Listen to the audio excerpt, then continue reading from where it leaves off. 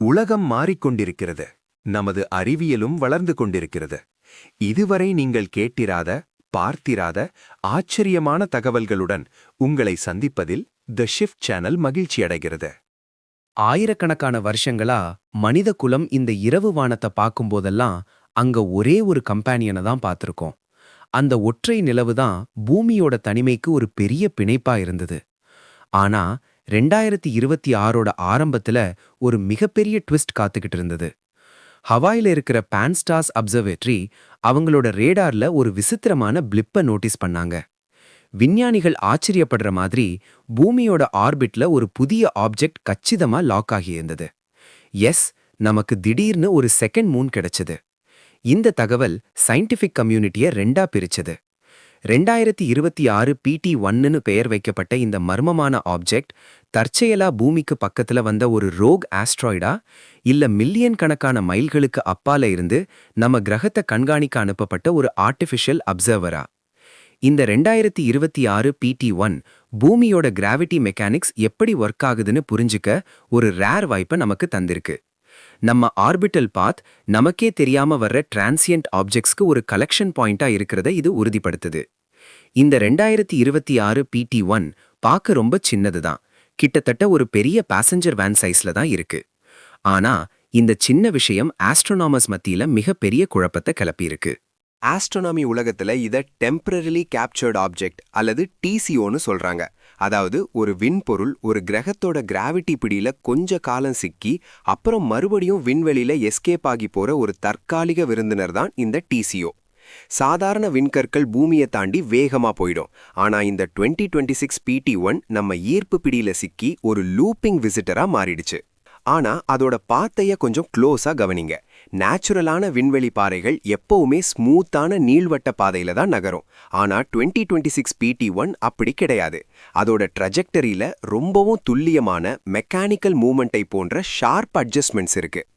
அந்த unnatural precision தான் ஆராய்ச்சியாளர்களை இது வெறும் விண்கல் கிடையாது, ஏதோ ஒரு மிஷின்னு யோசிக்க வச்சிருக்கு. மேத்தமேட்டிக்கல் கால்குலேஷன்ஸ் எல்லாமே இது ஒரு என்ஜினியர்டு இன்ட்ரூடர், அதாவது வடிவமைக்கப்பட்ட ஒரு பொருள்னு தான் சொல்லுது. இதோட ஆல்பீடோ, அதாவது ஒளி பிரதிபலிப்பு திறனை செக் பண்ணப்போ ஆச்சரியம் இன்னும் அதிகமாச்சு. சாதாரண விண்வெளி பாறையோட மந்தமான நிறத்துக்கு பதிலா 2026 PT-1 ஒரு பாலிஷ் செய்யப்பட்ட மெட்டாலிக் ஸ்ட்ரக்சர் மாதிரி ஒளியை பிரதிபலிக்குது. இது மெட்டலா இருந்தா இது நம்ம பூமியிலேயே உருவானதா கூட இருக்கலாம். 1960களோட ஸ்பேஸ் ரேஸ் காலத்துல ஏகப்பட்ட ராக்கெட் பூஸ்டர்கள் விண்வெளியில கைவிடப்பட்டன. இன்ஃபேக்ட் 1966ல நாசா அனுப்பின சர்வேயர் 2 மிஷனோட ஒரு பார்ட் 50 வருஷம் கழிச்சு மறுபடியும் நம்ம ஆர்பிட்டுக்கு திரும்பி வந்தது ஒரு பெரிய ஹிஸ்டரி. ஸோ இந்த 2026 PT-1 ஒருவேளை மறக்கப்பட்ட கோல்டு வார் ரெலிக்கா கூட இருக்கலாம். ஆனா ஒரு பெரிய பிரச்சனை என்னன்னா, அந்த பழைய ராக்கெட் பார்ட்ஸை விட இது ரொம்ப பெருசா இருக்கு.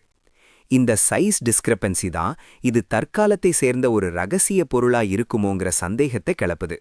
டிஃபென்ஸ் அனலிஸ்டுகள் இது ஒரு போட்டி வல்லரசு நாடால அனுப்பப்பட்ட அதிநவீன ஸ்பை சேட்டலைட்டா இருக்குமோன்னு இன்வெஸ்டிகேட் பண்றாங்க.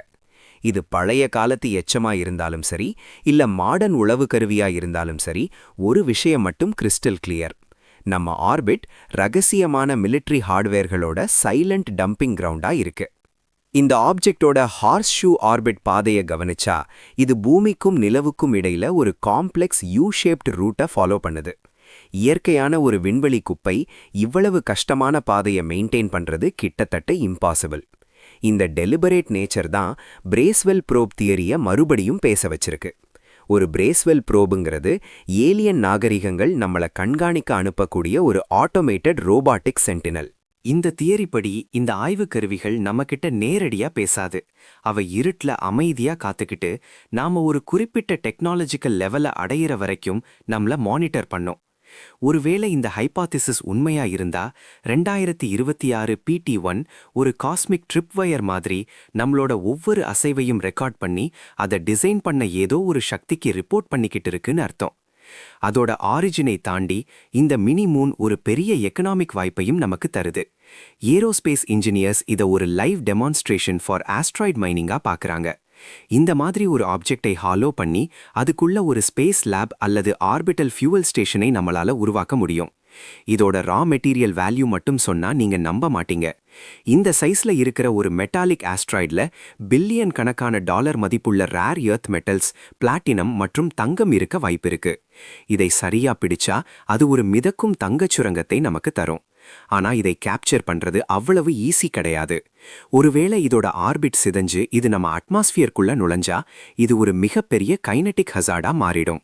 ஒரு நகரத்தையே அழிக்கிற அளவுக்கு இதுக்கு பவர் இருக்கு.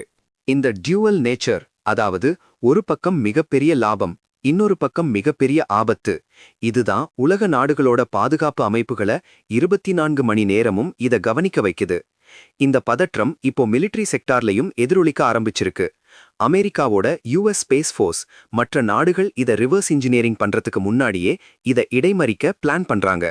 ரிப்போர்ட்ஸ் படி சீனாவும் அவங்களோட ஓன் ரிட்ரீவல் ஆபரேஷனை பிளான் பண்ணிக்கிட்டு இருக்காங்க.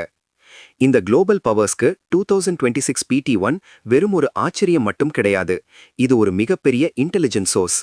நம்ம கிராவிட்டியில மாட்டிக்கிட்டு இருக்கிற இந்த ஒரு மெட்டல் பாக்ஸ் நம்மளோட டெக்னாலஜியை அடுத்த லெவலுக்கு கொண்டு போகுமா, இல்ல இதோட வேலை முடிஞ்சதும் இது மறுபடியும் இருண்ட வெற்றிடத்துக்குள்ள எஸ்கேப் ஆகிடுமா? இது ஒரு ரகசியமான ஸ்பைஸ் சேட்டலைட்டா இருந்தாலும் சரி, இல்ல 1960களோட ராக்கெட்டா இருந்தாலும் சரி, இல்ல அமைதியான ஏலியன் அப்சர்வராவே இருந்தாலும் சரி, 2026 PT1 ஒரு விஷயத்தை ப்ரூவ் பண்ணியிருக்கு. இந்த பிரபஞ்சம் மனித அறிவியலோட எல்லைகளுக்கு எப்பவுமே சவால் விட்டுக்கிட்டே இருக்கும். இந்த மாதிரி ஆச்சரியமான விஷயங்களை தொடர்ந்து தெரிஞ்சுக்க தி ஷிஃப்ட் சேனலுக்கு சப்ஸ்கிரைப் பண்ணுங்க. விண்வெளியோட வெற்றிடம் சிக்னல்களால நிறைஞ்சிருக்கு. நாம செய்ய வேண்டியதெல்லாம் அதை கவனிக்கிறது மட்டும்தான். இதேபோன்று மீண்டும் ஒரு சுவாரஸ்யமான தகவலுடன் உங்களை சந்திக்கிறேன். Thank you for watching, like and subscribe.